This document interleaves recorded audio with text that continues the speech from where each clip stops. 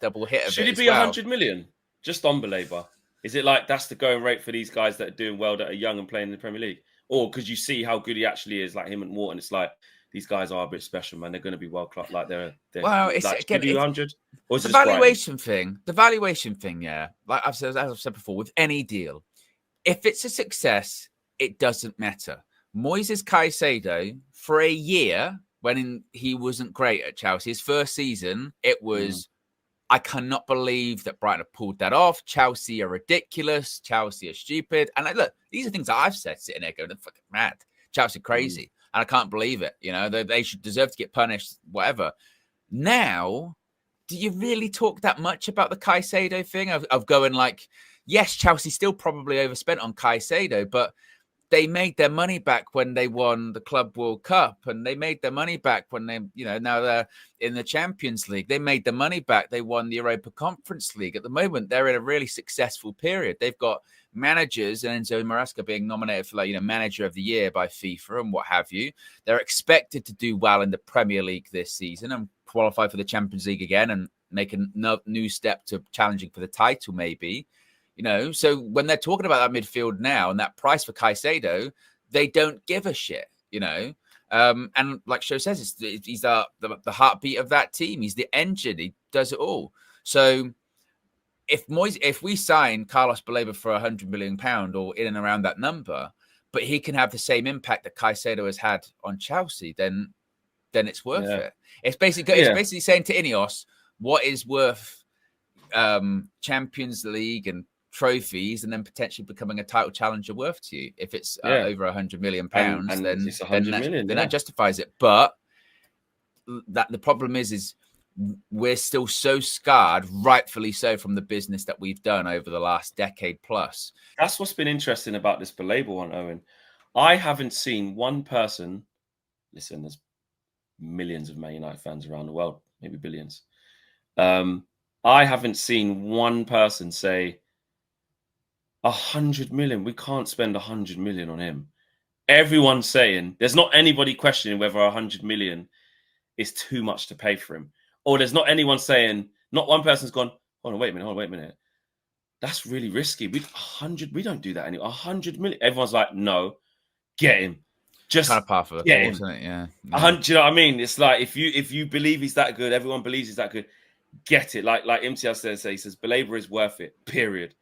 Get him. Don't care about the money. But before, Sir Jim was saying, we need to find the next Mbappe. We need to find the next Jude Bellingham. We're not going to spend 100 million on that guy. We need to find the next one. But the next one is costing 100 million. Yeah. So it does show that he is deviating from that.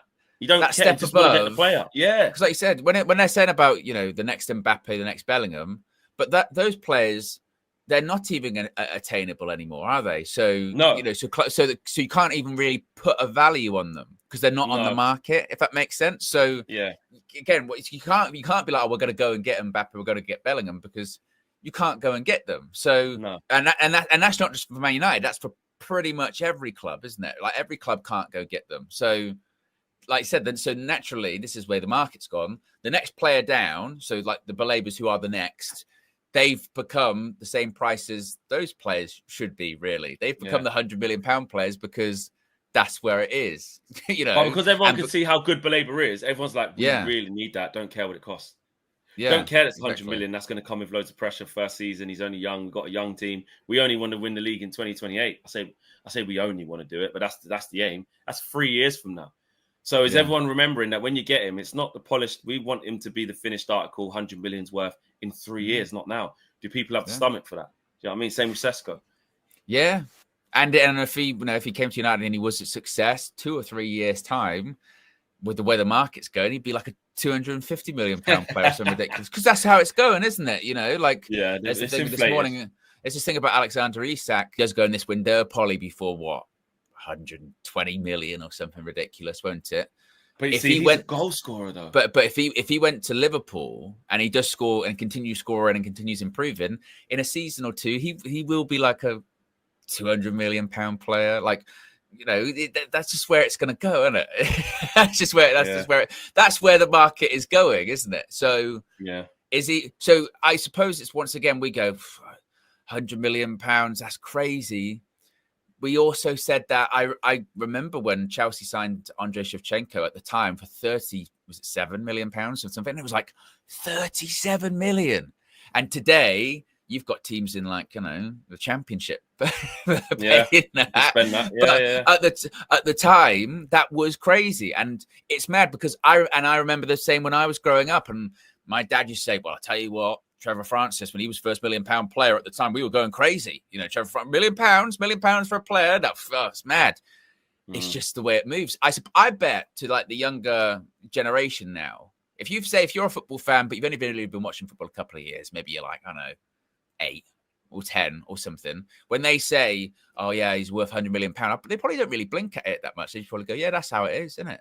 And because they don't have the point of reference. It's only because we have the point of reference of remembering when deals used to cost 20 million, 30 million, and that's how much. Or, when we signed, Varane rather, and that at the time was it like 30 or closer to 24? I forget how much it was Varane, but that was like, Man United, fucking hell, they are going mental spending that Varane. Oh my God. And now it's so. I guess that's just what it is now, and you kind of have to get used to it. You kind of wonder if like those regulations, like the PSR regulations, are going to catch up to kind of that, because it does feel like there's been a spike. But I suppose as long as you're talking about it's based off revenue, then it should equal each other out. But if is any player really worth the price they're bought for? It's the very rarely. Market, it's very rarely. Exactly. Yeah.